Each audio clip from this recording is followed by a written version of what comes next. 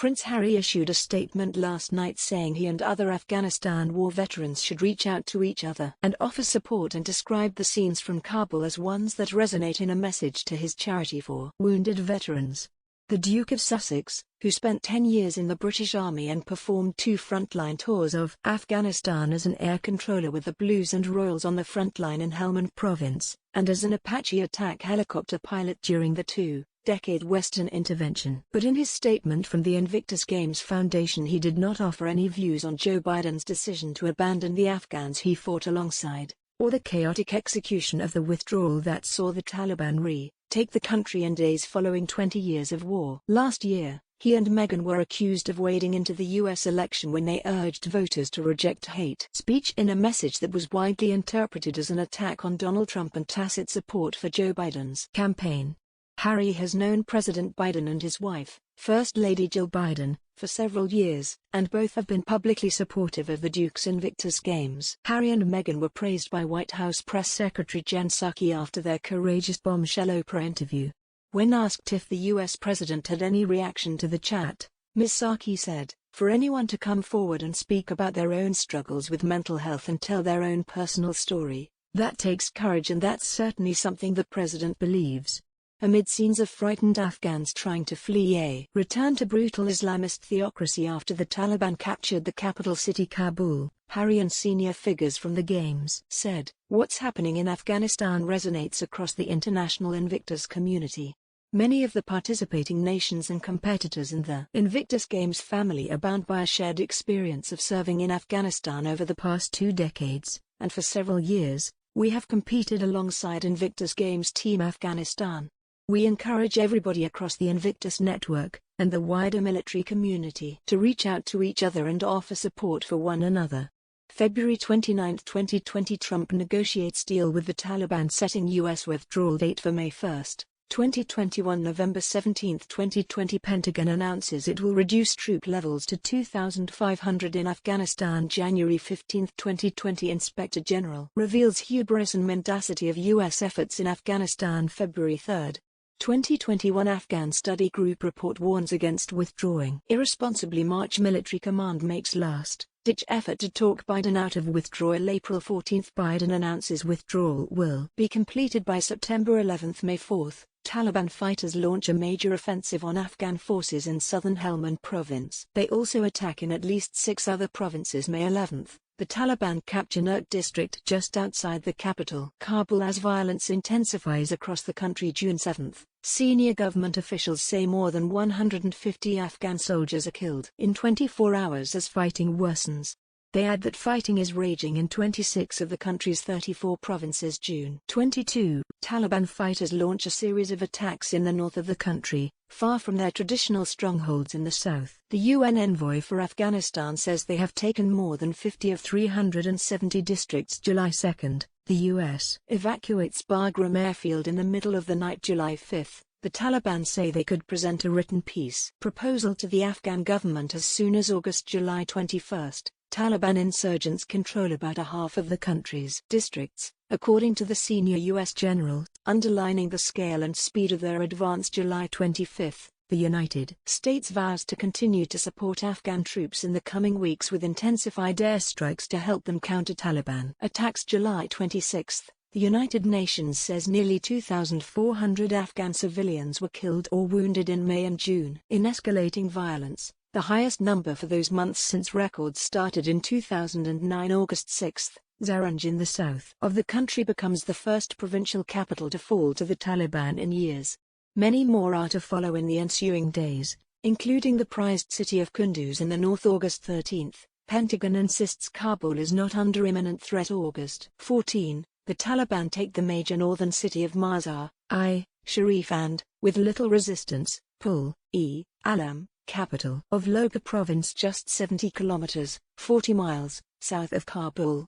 The United States sends more troops to help evacuate its civilians from Kabul as Afghan President Ashraf Ghani says he is consulting with local and international partners on next steps. August 15, the Taliban take the key eastern city of Jalalabad without a fight, effectively surrounding Kabul. Taliban insurgents enter Kabul, An Interior Ministry official says, as the United States evacuate diplomats from its embassy by helicopter, Kabul airport will reopen on Tuesday. U.S. officials have vowed, as extra security is drafted in to manage the evacuation of thousands of foreign nationals and Afghans trying to escape Taliban rule amid mounting fears that Islamic State could commit a terror atrocity in the country. The president defended the U.S. withdrawal from Afghanistan, 2 decades after NATO forces invaded the country and toppled the Taliban regime following the September 11, 2001 attacks, as he blamed Donald Trump and the Afghan security services for the anarchy engulfing the country.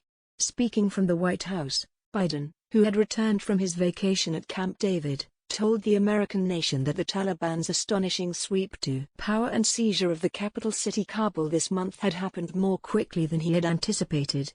His address came as Americans woke up to images of terrified Afghans plummeting from the engines of an airborne U.S. Air Force C-17 jet above Hamid Karzai International Airport, as hundreds of other desperate locals attempted to escape the theocratic rule of the Taliban. The airport was forced to close and evacuation flights halted after at least 8 people were killed, including 2 shot dead by U.S. troops, 3 run over by taxiing planes and the 3 who fell hundreds of feet. But in a push to secure the airport, Britain and the U.S. deployed another 201,000 soldiers respectively on Monday. The deployments take the totals to around 906,000 respectively, with many troops expected to be on patrols to help keeping the capital's airport safe. It is understood there are growing Anglo-U.S. concerns that Islamists could exploit security lapses at the airport with suicide bombings, with the risk of an attack by the Khorasan province wing of Islamic State great enough for it to be discussed at Monday's emergency Cobra meeting in Downing Street. The issue has also been raised in Ministry of Defense planning meetings, The Telegraph reported. Speaking about the clashes at Hamid Karzai International Airport on Monday, one defense source told the paper, "If you are in the Pentagon or the MOD, you are looking at the scenes and thinking, that is a tragic loss of life, but what if that was an KP suicide bomber?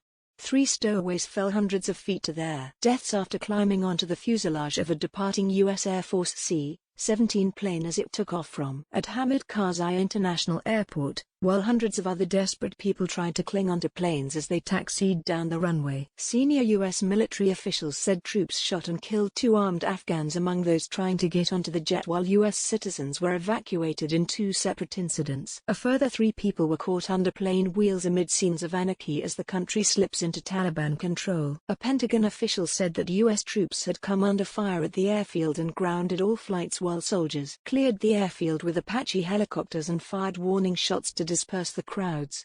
Flights resumed after 90 minutes but were suspended again after a security breach on the civilian side of the airport, a Pentagon spokesperson said. Thousands of terrified people descended on Hamid Karzai International Airport as the U.S., Britain and other Western countries evacuate their citizens and diplomats on military aircraft following the Taliban's seizure of the capital city Kabul and much of Afghanistan this week. Video posted on Twitter shows hundreds of people running alongside a C-17 crammed with 800 people, 8 times its usual capacity, with many clambering onto the front and rear wheels, while others climbed air bridges hoping to force their way onto planes waiting at the departure gates. The clip then shows 3 people falling to their deaths from hundreds of feet in the air, with images posted online later appearing to show residents collecting bodies from a rooftop in Kabul. The C-17 can carry 171,000 pounds of cargo, but its interior is designed to carry fewer than 150 soldiers. It is unclear who exactly was on board and how many Americans remain on the ground. However, a flight tracker showed the jet was flown to the Al Udeid Air Base in Qatar. The first of 3 German evacuation planes en route to Afghanistan diverted to the Uzbek capital Tashkent after it could not land at Kabul airport, a German general said on Monday. The A400M transport plane circled for more than an hour over Kabul before changing its destination, Lieutenant General Marcus Laubenfeld told public broadcaster ZDF. A foreign ministry spokesperson said earlier in Berlin that no evacuation flights were leaving Kabul because people were blocking the runway. A Pentagon spokesperson said 3,000 soldiers would be on the ground at the airport by Tuesday to help with the evacuation efforts, with a further 3,000 troops arriving later this week. However, the shambolic scenes further humiliated the US and its NATO powers, with much of the Anglo-US media and political class branding the withdrawal the biggest foreign policy disaster since Suez. US media said the debacle of the US defeat and chaotic retreat in Afghanistan was a political disaster and slammed the president's failure to orchestrate an urgent and orderly exit. A New York Post editorial even said his claims that he inherited Trump's withdrawal plans were a lie and branded the crisis situation as humiliating an end as the rooftop scramble in Saigon in 1975. The head of German Chancellor Angela Merkel's party, Armin Laschet, called it the biggest NATO debacle since the founding of the alliance, while MPs accused Prime Minister Boris Johnson of a shameful silence and questioned if he did enough to discourage President Biden from withdrawing U.S. troops. UN Secretary General Antonio Guterres said he was concerned by accounts of human rights violations against the women and girls of Afghanistan who fear a return to the darkest days of the 1990s when the Taliban came to power after the civil war and imposed a brutal theocracy. Afghanistan's representative to the UN Security Ghulam Izai told a meeting of the five powers, the US, Britain, China, Russia and France, on Monday that there are already reports of target killings and looting in the city. Kabul residents are reported that the Taliban have already started house searches in some neighborhoods, registering names and looking for people in their target list, he added. Afghan President Ashraf Ghani has also come under fire from critics and political rivals for hightailing out of the country as the Taliban stormed the presidential palace on Sunday night. The Russian embassy claimed that he had fled in a helicopter full of cash. His whereabouts remain unknown.